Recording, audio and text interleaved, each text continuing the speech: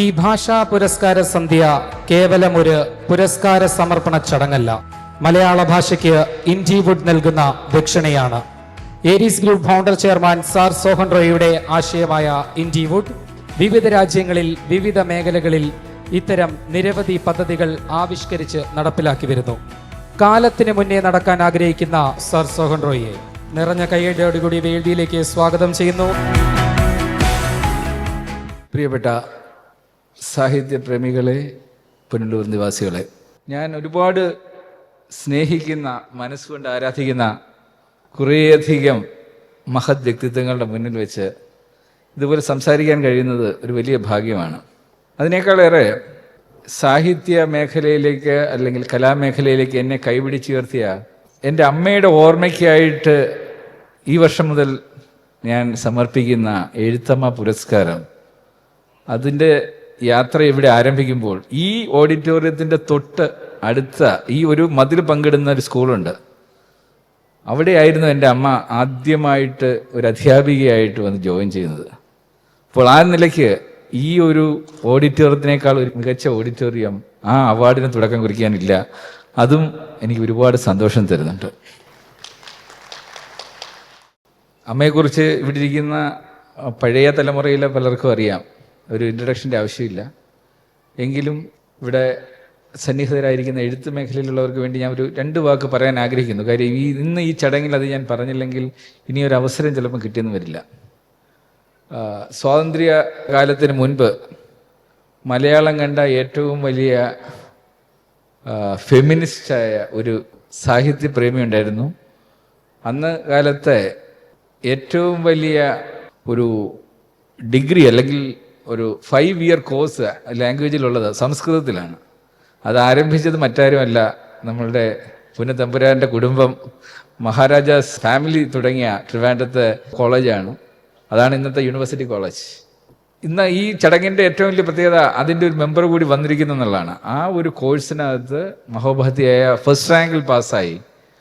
അന്ന് കോൺഗ്രസിനെ നയിച്ചിരുന്ന മഹാത്മാഗാന്ധി മരിക്കുമ്പോൾ തിരുവനന്തപുരത്ത് വനിതകളെ മുഴുവൻ സംഘടിപ്പിച്ച് നേതൃത്വം കൊടുത്ത വ്യക്തിയായിരുന്നു എൻ്റെ അമ്മ. അന്ന് ഒരുപക്ഷെ അമ്മ അത് തുടർന്നിരുന്നെങ്കിൽ കേരളം കണ്ട ആദ്യത്തെ വനിതാ മന്ത്രിയാവേണ്ടതാണ്. അന്ന് അമ്മയുടെ റൂംമേറ്റ്സ് ആയിട്ടുള്ള അല്ലെങ്കിൽ ഒപ്പം താമസിച്ചിരുന്നവരെല്ലാവരും മിനിസ്റ്റേഴ്സായി. പക്ഷെ അവരെല്ലാം കമ്മ്യൂണിസ്റ്റ് പാർട്ടിക്കാരായിരുന്നു. KR ഗൗരി ആയിക്കോട്ടെ, സുശീല ഗോപാലനാവട്ടെ, അങ്ങനെയുള്ള കുറേ അധികം ആ സമയത്തുള്ള ആദ്യത്തെ മന്ത്രിസഭയിൽ വന്ന വനിതകളെല്ലാം ഇവരെല്ലാം ഒരുമിച്ച് താമസിച്ചിരുന്നായിരുന്നു. അതിൽ കോൺഗ്രസ്സുകാരി എൻ്റെ അമ്മയായിരുന്നു. പക്ഷേ ഒരു സ്റ്റേജിൽ വെച്ച് അമ്മയും കമ്മ്യൂണിസത്തിലേക്ക് പോകുമോ എന്ന് ഉണ്ടായ ഒരു സംശയത്തിലാണ് രാഷ്ട്രീയത്തിൽ നിന്ന് വിട പറഞ്ഞ് അമ്മയെ വീണ്ടും ഒരു അധ്യാപികയായിട്ട് കുടുംബം മാറ്റുന്നത്. അല്ലായിരുന്നെങ്കിൽ ഒരുപക്ഷെ ഇന്ന് രാഷ്ട്രീയത്തിൽ തിളങ്ങി നിന്ന ഒരു വ്യക്തിയുടെ മകൻ എന്ന നിലയിൽ ഞാൻ നിങ്ങളെ അഡ്രസ്സ് ചെയ്തേണ്ടി വന്നേനെ. ഒരു പക്ഷേ ആ ഒരു മാറ്റത്തിനിടയിൽ അമ്മയുടെ സാഹിത്യം കൂടി മടക്കി വെച്ചു, കുടുംബത്തിലേക്ക് മാറി, കുടുംബത്തിൻ്റെ പ്രാരബ്ധങ്ങൾ ഏറ്റെടുത്തു. പക്ഷേ ഈ അടുത്ത കാലത്ത് അമ്മയുടെ ആത്മകഥ ഒരു ഡയറി കുറിപ്പായിട്ട് എനിക്ക് പബ്ലിഷ് ചെയ്യാൻ സാധിച്ചിട്ടുണ്ട്. അത് തീർച്ചയായിട്ടും നിങ്ങൾക്കൊക്കെ അതിൻ്റെ ഒരു കോപ്പി എത്തിക്കുന്നതായിരിക്കും. ഞാൻ പോലും ആ ഡയറി വായിച്ചതിന് ശേഷമാണ് അന്നത്തെ ചരിത്രവും മറ്റും തിരിച്ചറിയുന്നത് തന്നെ. ആ അമ്മയുടെ പേരിൽ ഈ എഴുത്തമ്മ പുരസ്കാരം ഏർപ്പെടുത്താനുള്ള മെയിൻ കാരണക്കാരൻ ശ്രീ MD രാജേന്ദ്രനാണ്. അദ്ദേഹമാണ് എന്നോട് പറഞ്ഞത് അമ്മയുടെ പേരിൽ ഈ പുരസ്കാരം ഏർപ്പെടുത്തണമെന്ന്. അതുകൊണ്ട് തന്നെയാണ് ഞാൻ ഈ ഇതിലേക്ക് റെക്കമെൻഡ് ചെയ്തപ്പോൾ, കാര്യം ഞാൻ വായിച്ചിട്ടുള്ള പുസ്തകങ്ങളിൽ അടുത്ത കാലത്തെങ്ങും മണിപ്രവാളത്തിൽ ഇത്രയധികം കയ്യൊപ്പ് ചാർത്തിയ ഒരു പുസ്തകം MD രാജേന്ദ്രനെ പോലെ എഴുതിയിട്ടില്ല. അതുകൊണ്ട് തന്നെയാണ് എനിക്ക് മറ്റൊരു പുസ്തകം എൻ്റെ മുന്നിലേക്ക് വന്നില്ല. ഭാഷയെ പ്രൊമോട്ട് ചെയ്യുന്ന ഒരു പുസ്തകത്തിന് ഇതിൽ നിന്ന് തുടക്കം കുറിക്കണമെങ്കിൽ അതിന് ഏറ്റവും മികച്ച സെലക്ഷൻ തന്നെയാണത്. പക്ഷേ ഇൻഡിവുഡിൻ്റെ അവാർഡിന് വരുമ്പോൾ അത് മാത്രം പോരാ. എന്താണ് ഇൻഡിവുഡിൻ്റെ പ്രത്യേകത എന്ന് ചോദിച്ചു കഴിഞ്ഞാൽ, ഒരുപാട് സാഹിത്യ അവാർഡുകൾ നടക്കുന്നുണ്ടാവും. ഇൻഡിവുഡിൻ്റെ പ്രസക്തി എന്ന് പറഞ്ഞു കഴിഞ്ഞാൽ സാഹിത്യത്തിൻ്റെയും കലയുടെയും ശാസ്ത്രത്തിൻ്റെയും ഒക്കെ അവസാന പെർഫോമൻസ് ഗ്രൗണ്ടാണ് സിനിമ. ഇൻഡിവുഡിൻ്റെ പരമമായ ലക്ഷ്യം തന്നെ ആ സിനിമയെ ഏകോപിപ്പിച്ചുകൊണ്ട് അതിനെ അടുത്ത ലെവലിലേക്ക് കൊണ്ടുപോകുന്ന ഒരു ഉത്തരവാദിത്വമാണ് ഞങ്ങൾ ഏറ്റെടുത്തിരിക്കുന്നത്. അവിടെ സിനിമയുമായി ബന്ധപ്പെട്ട് കിടക്കുന്ന എഴുത്തുകാരെ പ്രൊമോട്ട് ചെയ്യലാണ് ഞങ്ങളുടെ ഉത്തരവാദിത്വം. അല്ലാതെ മലയാളത്തിലുള്ള എല്ലാ എഴുത്തുകാരെയും പ്രൊമോട്ട് ചെയ്യലല്ല. അതുകൊണ്ട് തന്നെയാണ് ഞങ്ങൾ ഇതിലേക്ക് തിരഞ്ഞെടുക്കുന്നവർ സിനിമയോട് ചേർന്ന് നിൽക്കുന്നവരെയാണ് ഞങ്ങൾ തിരഞ്ഞെടുക്കുന്നത്. തീർച്ചയായിട്ടും ഓരോ എഴുത്തുകാരൻ്റെയും സ്വപ്നമാണ് സിനിമയിലേക്ക് എത്തിപ്പെടുക എന്നുള്ളത്. ഈ വർഷം ഞങ്ങൾ ചെയ്തിരിക്കുന്നത് ഇതിനോടൊപ്പം 25 അവാർഡ്സ് കൊടുക്കുന്നത് 35 വയസ്സിന് താഴെയുള്ള അടുത്ത തലമുറയിലുള്ളവരെ കൈപിടിച്ച് കയറ്റുക. പക്ഷേ അത് എല്ലാ വർഷവും ഉണ്ടായില്ല. ഇനി മുതൽ ഓൾട്ടർനേറ്റീവ് ഇയേഴ്സിലായിരിക്കും 35 ഇയേഴ്സിന് താഴെയുള്ളവർക്കും, അല്ലാത്തപ്പോൾ അത് ഓപ്പൺ ആയിട്ടുള്ളതായിരിക്കും. അതുപോലെ തന്നെ ഈ ഭാഷാ സാഹിത്യ പുരസ്കാരവും എഴുത്തമ്മ പുരസ്കാരവും ഇനി മുതൽ ഒരുമിച്ചൊരു വേദിയിൽ ഉണ്ടാവില്ല. ഇത് ഓൾട്ടർനേറ്റീവ് ഇയേഴ്സിലായിരിക്കും ഇത് സംഭവിക്കുന്നത്. നിങ്ങൾക്കറിയാം, എല്ലാ വർഷവും കൊടുക്കുന്ന അവാർഡുകളെക്കാളും മഹത്തരമായിരിക്കും 2 വർഷത്തിലൊരിക്കലോ 4 വർഷത്തിലൊരിക്കലോ കൊടുക്കുന്ന അവാർഡുകൾ. അതുകൊണ്ടാണ് ഒളിമ്പിക്സിനും വേൾഡ് കപ്പിനൊക്കെ അതിൻ്റെതായ പ്രസക്തിയുള്ളത്. അപ്പോൾ എഴുത്ത് മേഖലയിലെ ഏറ്റവും മികച്ച ഒരു അവാർഡായി മാറ്റുവാൻ വേണ്ടി തന്നെയാണ് അവാർഡ് തുകയും ഞങ്ങൾ ഏറ്റവും ഉയരത്തിൽ വച്ചിരിക്കുന്നത്.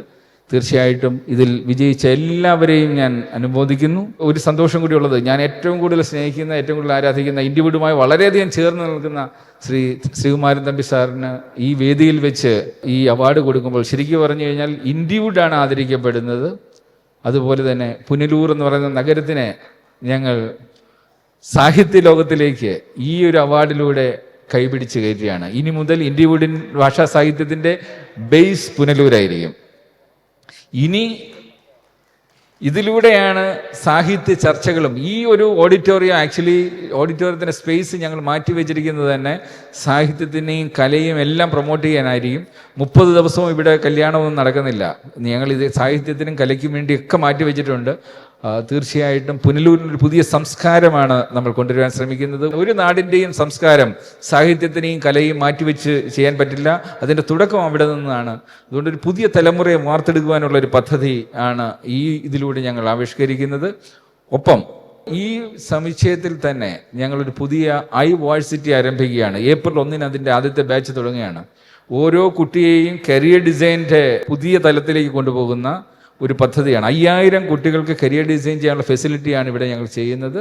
അത് ഭാവിയിൽ 20,000 വരെ ആയിട്ട് നമുക്ക് കൺവേർട്ട് ചെയ്യാൻ പറ്റും. കാര്യം ഇതിനകത്ത് അധ്യാപകരില്ല, ഇതെല്ലാം മൂവി ബേസ്ഡ് ആയിട്ടുള്ള സ്ക്രീൻസ് ഉപയോഗിച്ചിട്ടുണ്ടാണ്. നമുക്ക് ഇവിടെ തന്നെ തിയേറ്ററിൽ 2 സ്ക്രീൻസ് ഉണ്ട്. ഈ iVarsity വേണ്ടി 2 സ്ക്രീൻ നമ്മൾ പുതുതായിട്ട് തുടങ്ങിയിട്ടുണ്ട്. അപ്പോൾ ഇത് ഏപ്രിൽ 1 മറ്റൊരു ചടങ്ങിലൂടെ നമ്മൾ അനൗൺസ് ചെയ്യുന്നതായിരിക്കും. ആ iVarsity ആ കരിയർ ഡിസൈൻ്റെ ഭാഗമായിട്ട് തീർച്ചയായിട്ടും ഭാഷയ്ക്ക് അതിൻ്റേതായ ഇമ്പോർട്ടൻ്റ് ഉണ്ട്. ഭാഷ മറക്കുന്നവർക്ക് വേണ്ടി അത് പുനർജീവിപ്പിക്കുവാൻ വേണ്ടിയുള്ള ഒരു അവസരം കൂടിയാണ്. തീർച്ചയായിട്ടും ഞങ്ങൾ കരുതുന്നത് സിനിമ എന്ന് പറയുന്ന ആ മായിക കലയ്ക്ക് തീർച്ചയായിട്ടും നമ്മളിൽ നിന്ന് അകലുന്ന ഭാഷയെ മടക്കി കൊണ്ടുവരാൻ സാധിക്കും. അതിന് ഒരു കയ്യൊപ്പായിട്ട് ഈ ഇൻഡിവുഡ് ഭാഷാ സാഹിത്യ പുരസ്കാരങ്ങൾ മാറട്ടെ എന്ന് ആശംസിച്ചുകൊണ്ട് എൻ്റെ വാക്കുകൾ നിർത്തുന്നു. നന്ദി, നമസ്കാരം.